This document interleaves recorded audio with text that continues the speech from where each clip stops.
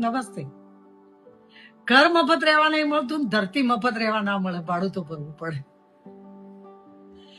એક મંદિરમાં ભંડારો ચાલે ને, સવારથી હરિહરના સાત ભેગી વસ્તી બહુ જ જમનારી હોય ને છેક 3 વાગે દાનેશ્વરી શેઠ ને રસોઈઓ બધા થાક્યા હોય ને એક જણા આવે કે મારા જમવાનું બાકી છે. પાછા અંદર જઈને ગરમ કરીને થાળી પીરસે ને કે બોલ નમો નારાયણ. એટલે કે નમો નારાયણ તો નહીં બોલું. કે પણ નમો નારાયણ કે નથી બોલવું, જા થાળી પાછી લઈ જા.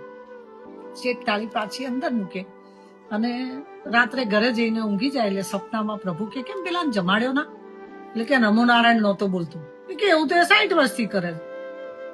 નામ લેવું એ ધર્મ છે, કામ કરવું એ ધર્મ છે. બીજાનો ધર્મ તું કેવી રીતે નક્કી કરે?